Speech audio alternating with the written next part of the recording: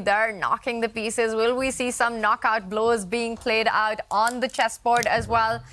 And in just a few seconds, we will have the first moves. The players getting ready. The glasses come back on.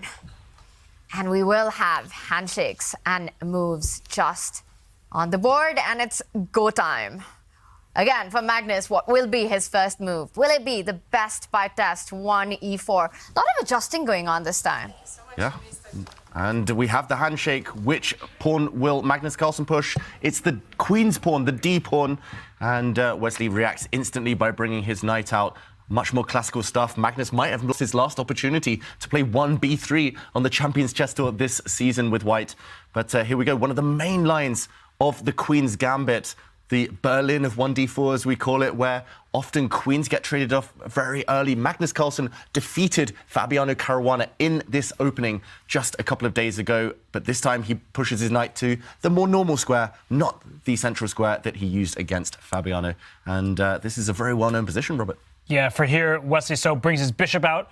White can take this bishop on e6 at any moment. But first, Magnus goes bishop d2, and to my eyes, that's a bit of an odd move because white wants to castle the king towards the queen side and get a rook check along the d file, but that bishop will block the rook's path. So bishop d2, a very interesting move here, just kind of throwing a curveball at Wesley. Yeah, again, it feels like one of those openings, Magnus Carlsen. He's just testing the opponent. This is modern chess. Often the top players, they study these types of openings, these forcing lines with queens coming off, center opening. They study them for tens of hours, hundreds of hours even. And often they know everything under the sun in the main lines. But if you test them with these small ideas, these odd-looking ideas, white's bishop on a really passive square, then actually the opponents do have scope to go wrong. That's what happened when Magnus met Fabiano a few days ago. And look at that, Wesley just peering off at the opponent. How much does Magnus know? Wesley has got to assume he's walking into some preparation. So just surviving these next few moves will be step one for Wesley So. First question on the board by Magnus Carlsen as he plays a non-standard move in this position. Definitely an opening that Wesley knows so well, is so familiar with, but yet it makes him pause and burn some time on the clock. It's all about finding the right setup for your pieces here with black. And also, we shouldn't be fooled by the queens being traded off.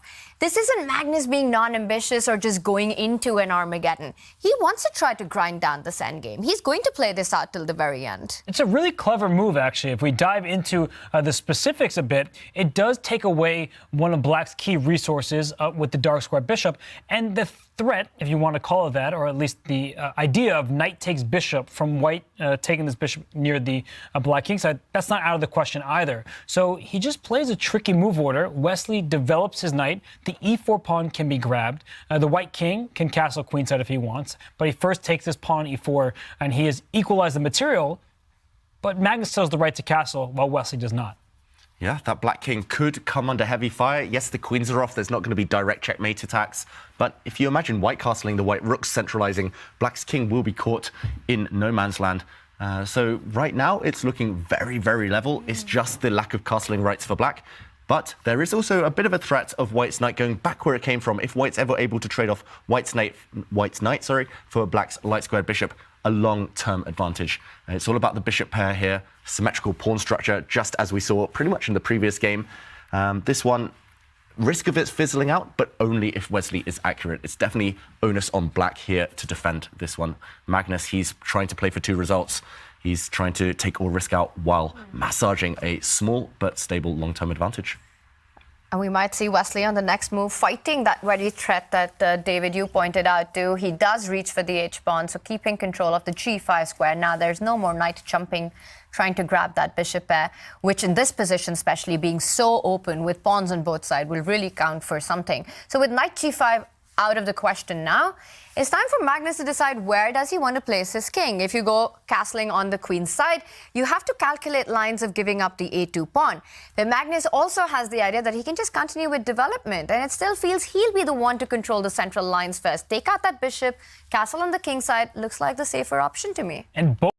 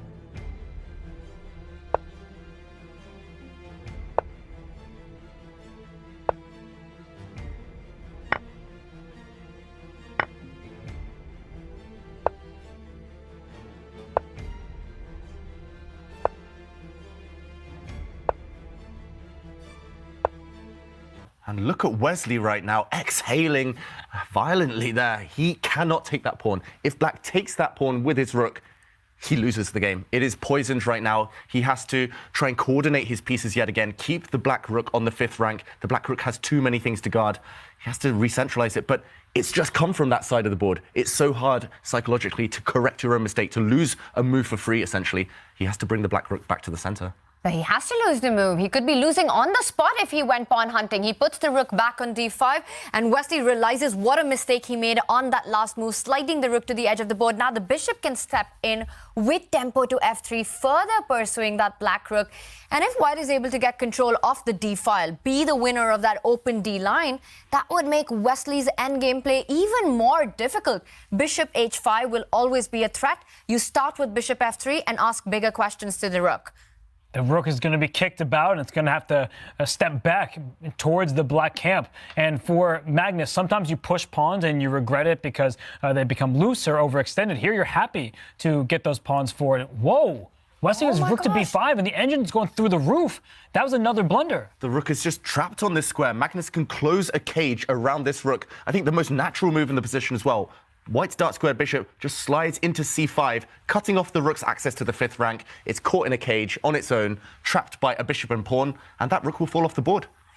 Magnus could wrap up match victory and the Champions Chess Tour final, and he finds it. The black rook on b5 is trapped. He had to fight against the threats of a4. He steps in with the knight to try and grab that bishop on c5. But now that check on h5 that we were earlier alluding to, that's a square that isn't defended anymore. Bishop h5, f5 are these ideas that are possible right now. You could go for that. You could just drop the bishop back to e2 and say, give me your rook, because he didn't sacrifice the rook. He got his rook trapped, and he's going to regret it. So he's trying to give up his rook for the dark square bishop, maybe get a pawn in return. But I think that for Wesley So here, he is hoping that some tactics will work out in his favor with a knight c3 jump, things of that nature. I don't actually believe that it should pan out, and Magnus now, he's about to retreat the bishop. And he's so indecisive. And then he finally plays bishop to e2. Now, under a minute, he goes for material, and Wesley, jumping in to pick up the other bishop, has to give a check because the knight would have taken the bishop. There was a skewer on c4. Yeah, and now jumping out the way with a check has meant that the white bishop for now is out of the eye line of the black knight. White's rook can save itself by gaining time against black's knight. Wesley, he's trying to hold things together with tactics, but they don't work. We see the evaluation bar, it's through the roof. Magnus Carlsen will win. If he finds this move, he hits the black knight. No good squares for this knight. If it moves, white can save his bishop.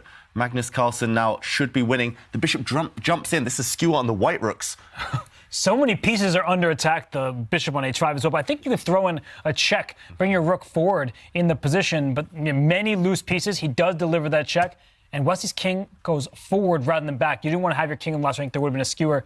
Can Magnus bring his rook back with another check, and he's up in exchange. Yeah, the other white rook will save itself. I think we might be seeing the last few moves of the 2023 Champions Chess Tour. Magnus Carlsen will save his remaining rook on f1, swing it across. Black's knight, black's bishop are skewered. Any moment now, we need to see both players. We might see a handshake. And we see Magnus, he continues. The knight and the rook are lined up. Magnus under 20 seconds, but it's going to be enough. Wesley, is he about to give up? It's hopeless. Nothing to do. Look at the black pieces. One of them will drop off, and he's trying one or two final tricks here, Wesley So. But look at this. Both pieces forked. That's it. And that's it. Magnus Carlsen does it. We have a winner.